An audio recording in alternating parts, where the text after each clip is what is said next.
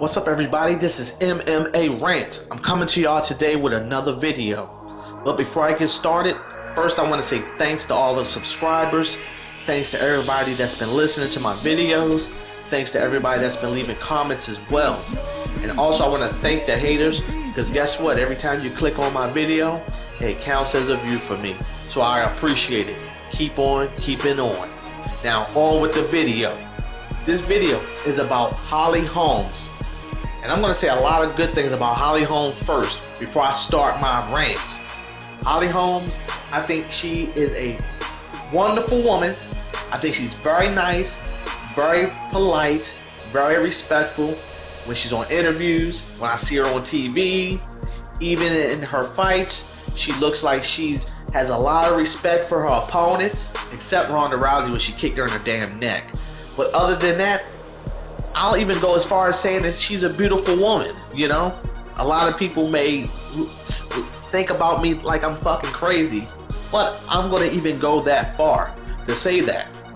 Now on with my rant about Holm. First of all, she is fucking phony as hell with the shit she had to say on the show that she was on with Ariel Helwani yesterday, okay? She had a lot of shit she had to get off her chest, and she would say the shit, but then be like, I'm not saying that though. And I'm gonna explain to y'all some of the shit that was going on, okay? First of all, she was feeling some type of way about not getting that rematch with Miesha Tate, okay? She's talking about how Miesha Tate should have given her the same courtesy that she gave her as far as letting her get her rematch, okay? She's like, basically, hey, Miesha Tate, I gave you an opportunity to fight me, you know, and I want that same opportunity back, okay? Holm, you're your own individual. You have a team of people around you that give you advice on what to do.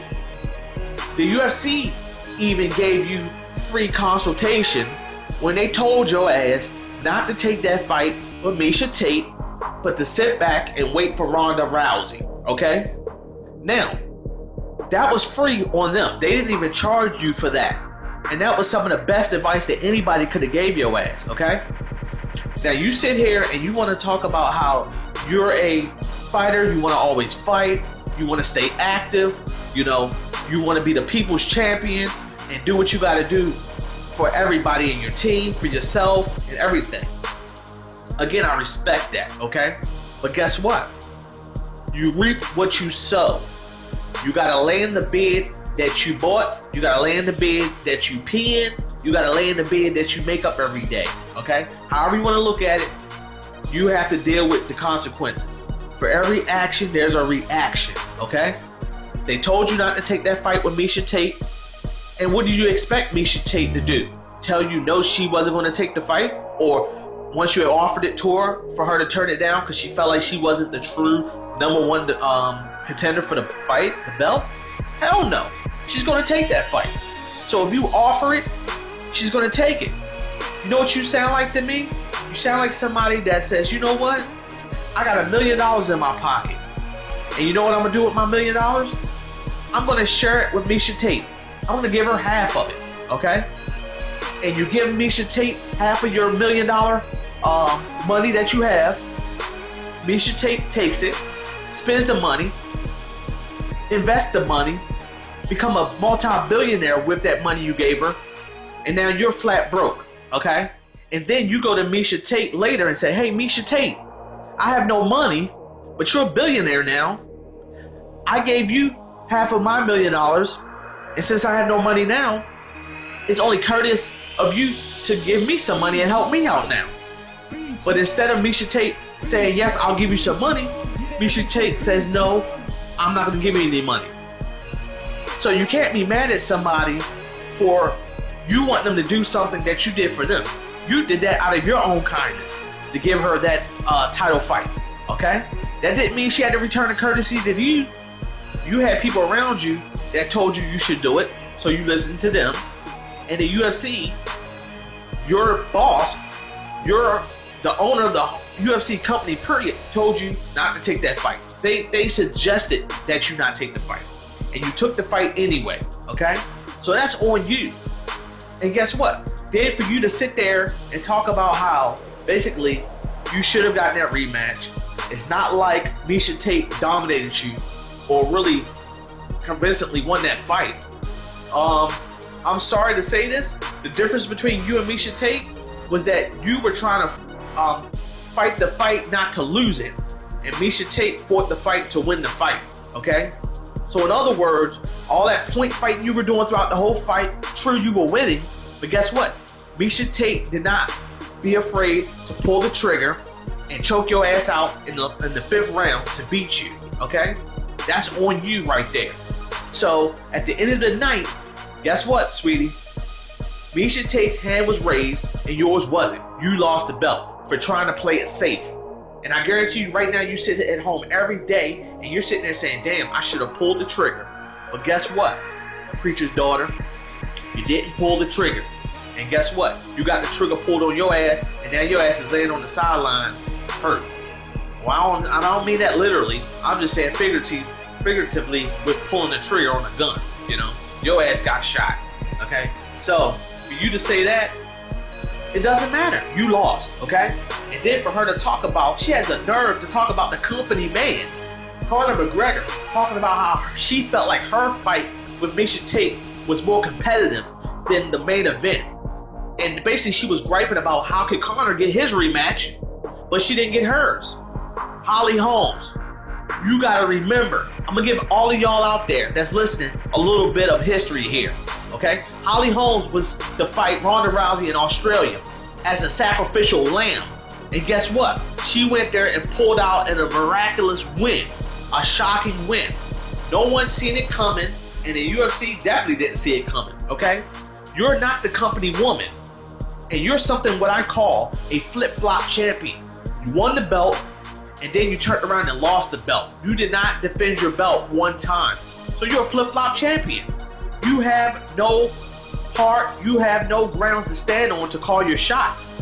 And then you want to sit there and complain that you don't have a fight now, and that you're not active, and the UFC is being conspirative, you know, in short words, read between the lines, that's what you were saying. Well, guess what, Holly Holmes?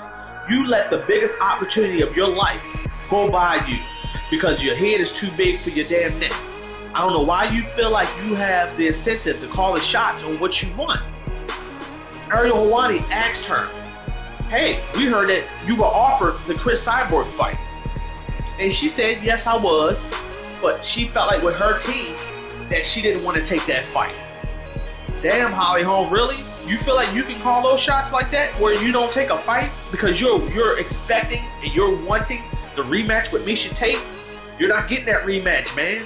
And you turned down the biggest fight of your career because if you'd have went in there into Brazil and beat Chris Cyborg, you would have been the freaking coming back of Christ. You'd have been the biggest thing close to Conor McGregor in the UFC, and you let that slip by. So once again, you're listening to your team and they're constantly failing you. If I was you, I would start listening to the UFC and what they need you to do. Because guess what, girl? You're constantly drowning yourself. They're trying to give you the life jacket and you're constantly pushing it away and you're drowning. So then Ariel Helwani said, hey, you know what? I wonder if the UFC is saving you for Ronda Rousey. And she was like, you know what? I think they are. I think they may be doing that. But guess what, sweetie? They're not doing that. Dana White and the company is punishing your ass for you not listening to them in the first place. You were the big money fight for Ronda Rousey when she came back as the champion. And guess what? Since you did not listen to them that first time, then you got punished for not getting that rematch, okay? With Miesha Tate. And now you turn down a Chris Cyborg fight. And then when the news is brought out that no one wanted to fight Chris Cyborg, and instead Leslie Smith stepped up, guess what? I guarantee you, when Leslie Smith get her ass whooped by Chris Cyborg, the UFC will look out for her before they look out for you with anything with this. Because they wanted you to take her on in that fight, and you didn't do it, okay? So that's messed up that you did that. And then for you to try to sit there and call out Conor McGregor on his rematch, let that man stay in his lane and do what he's doing. He's the big money fight. He's the one bringing the money into the company. And then for you to say, oh, you know, well, I did my part too. guess what? You did your part, and now your part is done for. Your scene is done. Just like that little movie you ran with Miesha Tate.